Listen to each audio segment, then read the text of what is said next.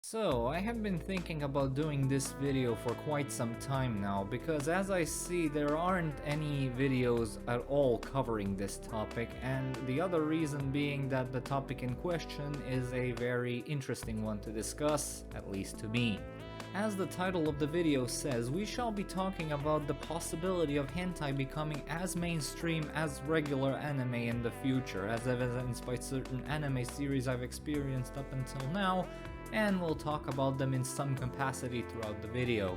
What I actually mean by this title is whether we will be getting anime shows in the future which feature occasional full-on hentai elements, which could certainly be a possibility with the overall structure of certain series, and the fact that some live-action shows and movies have already done something like this in the past. Not a lot of them, to be fair, but they're certainly there. Now, it is an order to distinguish what is classified as an ecchi anime and full-on hentai. If an anime features any form of sexual fan service occasionally or regularly, ranging from alluring outfits, jiggle physics, or naughty interactions, the anime is eligible for the ecchi genre. Even full-out sex is okay as long as genitals aren't shown, because if they are, the anime is automatically labeled as hentai. This is important to note as it will be relevant for the series we will be mentioning and the topics we will be discussing in this video. It will also be important to mention how the sources of both genres are different. Regular anime, the more widespread of the two, as you would expect, has many different possible sources. That is, if the anime is not completely original from the ground up, which is very rare. The most common route is from light novel, essentially a book with a few illustrations here and there, which then gets adapted into a manga, which is a way more illustrated as it is essentially a comic book, which then gets made into an anime. It can also be the other way around, or one without the other. There are also web and visual novels, which can be the source of an anime. Web novels functioning exactly the same as the light novels, except it's not physically printed, but instead it's posted on a special website. And visual novel is essentially an interactive story where you go through dialogue like in a game cutscene, and sometimes, depending on the structure of the novel, you can choose yourself in what direction the story will continue, and because of that, visual novels can sport multiple endings. This now leads me to how hentai are adapted. Because visual novels very often sport ecchi or even full-fledged hentai elements, it is the prime source of hentai adaptations to this very day. Visual novels with that kind of content are called eroge. There are occasions where a hentai originates from the manga as well, but that is very rare, and hentais originating from light or web novels are practically non-existent. There is one proper example I'll touch upon in a bit, and one small detail in a non-hentai oriented light novel, which I'll also touch upon in a bit. The two also differ in average episode counts as well. While a regular anime season has around 12 episodes on average, an average hentai has 1 or 2 episodes, with each episode being slightly longer to compensate, despite potentially having material to be longer. Why this is the case, I will get to later in the video. Everything I have said up until now is relevant for today's topic of discussion, because even though if you are a fan of hentai or not, there is a good chance that you have watched something that has a hentai based origin, or even has potential to be transformed into a hentai due to how the story progresses. Our first example of this is the Fate series, an incredibly popular mega behemoth of a franchise that has an immensely complex chronology due to its ridiculous amount of spin-offs and sub-series. Started off as an eroge visual novel. To be more precise, that is the case for the Fate Stay Night, the core of the Fate series and the first anime outing of the Fate series. It sported 3 main routes, which were all adapted into anime over time. I won't be going into a detailed analysis of each route because this is not what this video is about, but it is important to note that the most defining aspect of each route is which girl the protagonist Shiro Emiya ends up with by the end. It's a choice between Saber, Rin Tosaka, or Sakura Mato, and yes, all three of these routes sported hentai elements, and these elements have been altered in all three of these routes or selectively. Emphasis on selectively, because in the Rin route the hentai elements are completely scrapped. The Saber route has a very minuscule portion still present, while in the Sakura route they're somewhat intact to how they were in the eroge. They've been altered to fit into the ecchi genre, of course, but that still does not change what is happening on screen, making those exclusions pointless. Why they decided to leave this intact for this route only is a mystery to me, and the only thing I can possibly think of is that they wanted to emphasize the love between Shiro and Sakura, given what kind of suffering Sakura had to endure over and over again in the past, which again I will not spoil. Before we leave the Nasuverse, I will mention that this also holds true for the Tsukihime series, which so far has only had the original adapted into anime, and the hentai elements were handled the same way as in Sword Art Online episode 10, which I will touch upon soon. There is the Tsukihime remake visual novel available for the PS4 and the Nintendo Switch, which I haven't experienced due to it being a Japan-only release for reasons unknown, but I am going to assume that this one also has hentai elements as well. Can't be too sure until I experience it for myself. The last series tied to visual novels relevant to this discussion is the Nekopara series. It started out as an eroge visual novel, but this time around, the hentai scenes were sold separately as DLC patches, and needless to say, this was very poorly handled, as going through the story without them really made it obvious that something is literally cut out and missing.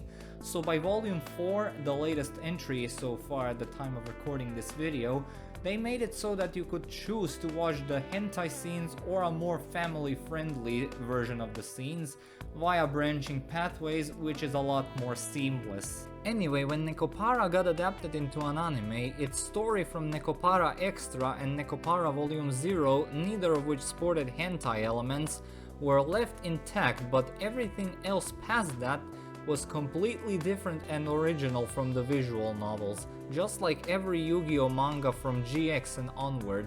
But unlike the Yu-Gi-Oh mangas where characters had different roles and personalities, the personalities of the whole cast in Nekopara were left perfectly intact to how they were in the visual novels, meaning that if the Nekopara anime were to get a second season, they could easily adapt the visual novel story with no problem, despite both the anime and visual novel sporting an exclusive character. But despite this possibility, these two are very likely separate alternate universes, so I won't dwell on it for much longer. Speaking of alternate universes, our next subject of discussion is Princess Lover. Besides being an underrated hidden gem, it also sports an episode structure I have not seen before, and is among the several shows which come incredibly close to the realization of this topic. It's also our first actual ecchi anime here, which makes the previous points of discussion even more interesting. Princess Lover has 14 episodes in total, not counting shorts. 12 of those episodes are regular and 2 OVAs. And it's these OVAs which give this show its unique status, as they are classified as hentai. They're set in an alternate universe to the regular 12 episodes, the main difference being that Charlotte Hazerlink is either non-existent or Teppei never met her, but instead in these 2 episodes he fully embraces his arranged engagement to Sylvia van Hosen. These 2 OVAs were adapted from a light novel to make things even more interesting, and to my knowledge this is the only time in history that a hentai was adapted from a light novel. And despite these 2 episodes being in an alternate universe and classified as hentai, the character personalities of everyone that appears in the OVA episode remains intact to how they were established in the first 12 episodes. The only difference being that they have different voice actors in the OVA, which is understandable since it is rare to see a voice actor of a regular anime to be a voice actor in a hentai. It is rare, but not impossible. Before we move on to our next example, I will quickly mention Sword Art Online and its very famous chapter 16.5 from the light novel. The reason why it's so famous is because while SAO does sport ecchi elements from time to time, it is not enough for it to be universally proclaimed as ecchi, and it really only has 2 scenes across its 101 episodes which could almost be labeled as hentai. But chapter 16.5 is literally a full-fledged hentai chapter, which was of course skipped in episode 10, as it describes in detail the first time Kirito and Asuna had sex. The chapter is so famous and well known even to non-SAO fans that Bandai actually hosted a giveaway where 2 lucky winners who shared the most unique and interesting opinions on it would get a free copy of SAO Hollow Realization, which was new at the time. What's left of it is an implication, just like in Tsukihime, and I am curious as to whether they will include this chapter in the SAO progressive movies when they get to that part, like how it was done for the Fate series perhaps. While on the subject of future editions, next up we have Shinmai Mao no Testament, the little sibling of High School DxD. This could very well be considered the main event of the video. Just like High School DxD, Shinmai Mao no Testament is a genre-defining ecchi masterpiece whose ecchi elements are a lot more intense than in High School DxD, and I'm speaking for the actual anime here because, as you can probably tell by this point, these elements were toned down for the anime adaptation since the light novel was a full-fledged erotica novel. It still comes incredibly close to being labeled as a hentai, and the Departures movie, which is also the last entry in the series, is the embodiment of this, as it features scenes that are literally a few camera angles away from the hentai label. And obviously I don't need to tell this to you Shinmai Mao no Testament fans, but the reason why the show hasn't received season 3 in almost 10 years now is because further seasons would literally be impossible without labeling them as hentai, meaning that they couldn't be aired on TV and instead would need to be ported straight to streaming services and Blu-ray. Yes, sure, we had these kinds of situations in the past which worked themselves out, but the scope ain't exactly the same, you know. This holds true for these 2 shows as well. They feature scenes which are camera angles away from the hentai label, and because of story progressions they have very low chances of getting a new season, even more so than Shinmai Mao no Testament for reasons I will get into right now. Redo of Healer, in addition to the aforementioned problem, also has an overwhelmingly strong competition to deal with, which even includes the very show it's trying to emulate, and the recently released Eminence in Shadow, which decreased its staying power even further. World's End Harem literally tripped on the starting line, as after the first episode aired, the rest of the show suffered a delay in order to undergo quote-unquote an inspection to determine whether it should be relabeled as a hentai instead, which I'm pretty sure is not the case, as I believe that certain other factors are to blame. Campione is also a show I would talk about here, but seeing how this is a very recent entry in my completion log, and as such I'm not as familiar with it, I will leave it for another time, but I am going to give it credit for introducing me to this lovely gem. So, in order for lewd content in anime to move closer to being the norm rather than an exception, we would need to increase the number of hentai fans, which is obviously done by increasing the number of people who watch it. Now, as for why don't many people watch it, well, I do have a thing or two to say here. I think the biggest reason is that people think that if they were to start watching it, it would essentially be the same as watching porn and would give them a certain stigma within the community because they're doing something that is generalized as bad or improper. So in fear of people thinking less of them, they choose not to do it. And it is those hypothetical people which give this generalization so much power. So if people were to ignore this and just go on and enjoy themselves, then this would not be a problem in the slightest. Just because you like something different or unconventional, it doesn't make you a bad person in the slightest. Just look at Kanji here, the best example of this. Just let other people think for themselves because you are your own person. What I'm saying is, if Samuel L. Jackson can publicly admit to being a hentai fan and still be a remarkable actor and a respected member of society, then so can you. To further address how stupid this is, we have various historical paintings, statues, and other art pieces that could also be considered lewd and are kept in national museums and are worth millions. But on the other hand, we have hentai or other lewd art or animations, which are the exact opposite in the eyes of many, and it's also the same when comparing hentai to erotica novels, which are generally considered to be much closer to the norm rather than the exception when compared to hentai, despite them being the exact same thing except it's in text form. This makes as much sense as early Yu-Gi-Oh! Fusion monsters, you know. If hentai still doesn't click with you, even after giving it a shot, then that is absolutely fine and understandable. The most important thing is that you actually gave it a shot and now you have a proper opinion on it. I will also go out and say that hentai is overall miles better than regular porn, simply because there is always at least an attempt on actual writing and storylining.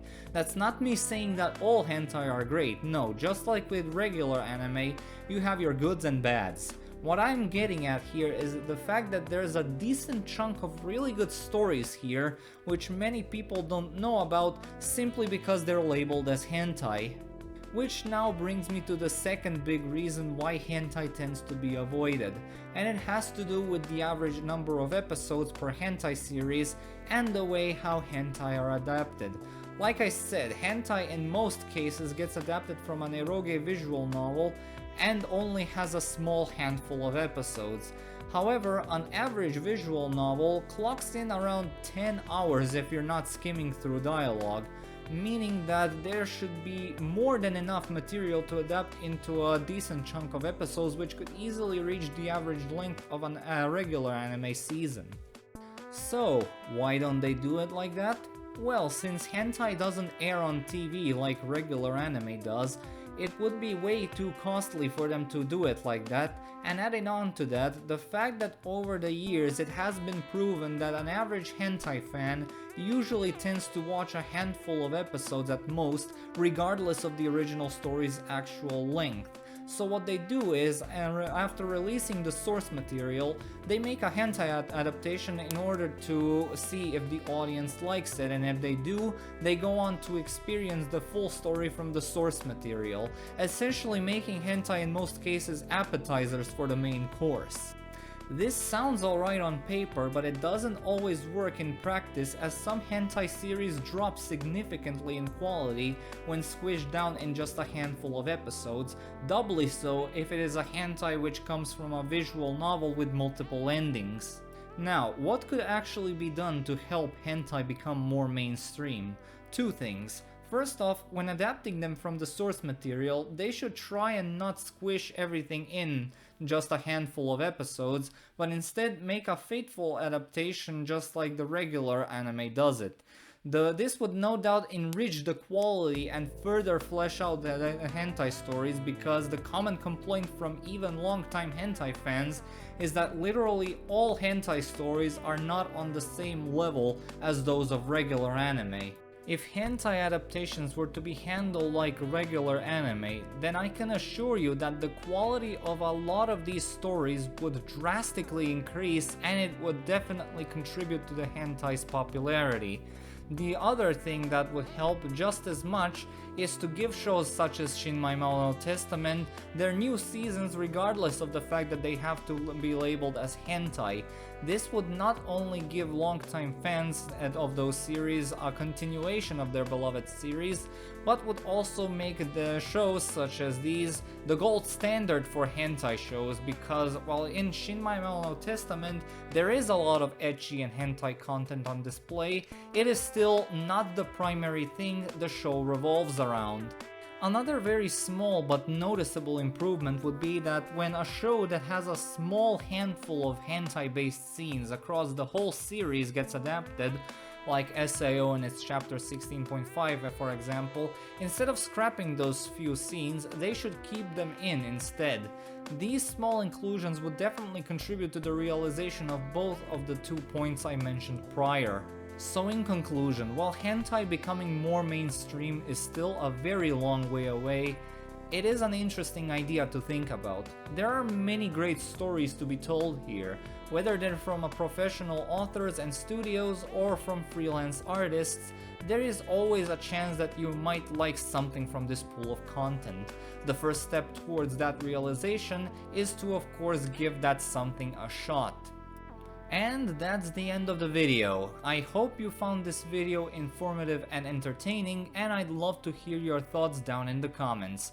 Thank you all so much for watching, stay tuned for more Rizboxes and updates, have yourselves a great day, and I'll see you all next time.